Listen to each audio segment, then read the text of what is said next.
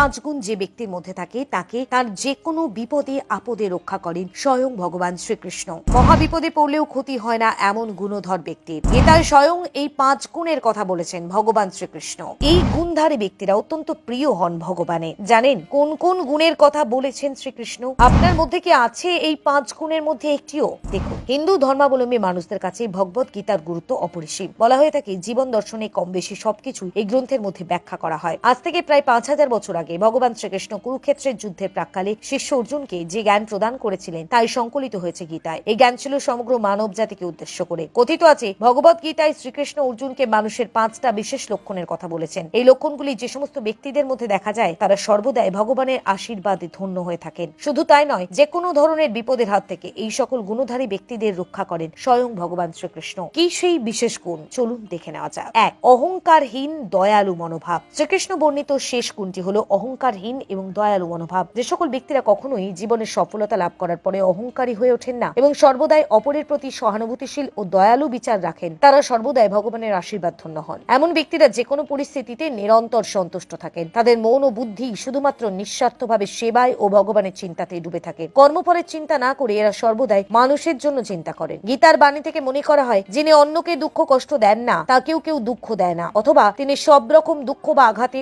অটল থাকেন। রাগ দেশ রহিত ক্ষমাশীল এমন ব্যক্তিদেরকে ভালোবাসেন ভগবান। তাই সর্বদা নিঃস্বার্থভাবে কোন রকম কামনা বাসনা ছাড়াই নিজের কর্ম করে চলুন, তাহলেই ভগবান শ্রীকৃষ্ণের কৃপা দৃষ্টি লাভ করা সম্ভব। 2. ভগবানের উপর বিশ্বাস রাখা। পরমাত্মা শ্রীকৃষ্ণ অর্জুনকে মানুষের মধ্যে থাকা যে প্রথম গুণটির কথা বলেছিলেন সেটা হলো ভগবানের উপর বিশ্বাস বা আস্থা রাখা। বলা হয়ে থাকে যে সকল ব্যক্তি সর্বদা ঈশ্বরে বিশ্বাস করেন, যতই কঠিন পরিস্থিতি আসুক না কেন ভগবানের উপরে আস্থা হারান না, তারা সর্বদাই বিশেষভাবে আশীর্বাদ ধন্য হন। এমন বহু মানুষ আছেন যারা শুধুমাত্র মুখেই বলেন ভগবানের উপর বিশ্বাস রয়েছে, কিন্তু কোনো খারাপ পরিস্থিতি আসলে বা খারাপ ঘটনা ঘটলে ঈশ্বরের অস্তিত্বের উপর সন্দেহ প্রকাশ করেন। এমন মানুষেরা কখনোই ভগবানের প্রিয় হতে পারেন না। গীতায় স্বয়ং ভগবান শ্রীকৃষ্ণ বলেছেন তিনি সকল মানুষের দুঃখ কষ্ট হরণ করে থাকেন, তাই সব ধরনের পরিস্থিতির উপরে তার বিশ্বাস রাখা উচিত। 3. ভগবানকে স্মরণ করা। ভগবানকে স্মরণ করা বা তার নাম নেওয়ার জন্য নির্দিষ্ট কোনো সময় বা বয়স থাকে না। যারা শুধুমাত্র বিপদে পড়লেই ভগবানকে স্মরণ করেন তারা কখনোই ব্যক্তি জীবনে সুখী হতে পারেন না। আপাত দৃষ্টিতে এই সকল মানুষকে স্বার্থপর হিসেবে বিবেচনা করা হয়। অন্যদিকে যারা সব সময় সকল পরিস্থিতিতে ঈশ্বরের নাম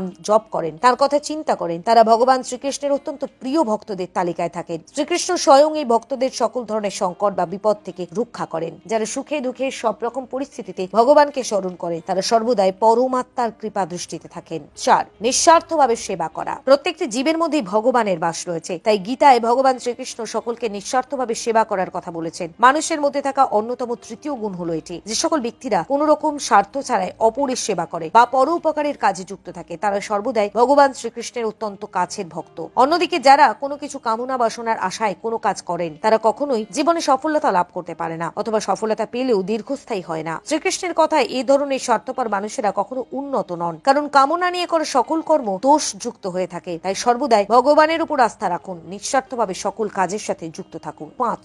লোভ মুক্ত থাকা। গীতায় বর্ণিত ভক্তি যোগের মাধ্যমে অর্জুনকে নিজের প্রিয় ভক্তদের সম্পর্কে জানাতে গিয়ে লোভ মুক্ত থাকার কথা বলেছেন ভগবান শ্রীকৃষ্ণ। শ্রীকৃষ্ণের কথায় যে ব্যক্তিরা যে কোনো ধরনের সজীবনী যে বস্তুর প্রতি লোভমুক্ত বা উদাসীন হয়ে থাকে তারা সর্বদাই প্রিয় ভক্ত হন। এই ধরনের মানুষের দৃষ্টিতে ভগবান ছাড়া আর কোনো সত্তার অস্তিত্ব নেই, তাই কোনো প্রকার ঈর্ষা বা লোভ এ সকল মানুষদের গ্রাস করতে পারে না। এই ধরনের ভক্তদের উপর ভগবান সদাই প্রসন্ন থাকেন, তাদের যে কোনো ধরনের সংকটের হাত থেকে রক্ষা করেন স্বয়ং ভগবান শ্রীকৃষ্ণ। ব্যুরো রিপোর্ট, আকাশ বার্তা নিউজ।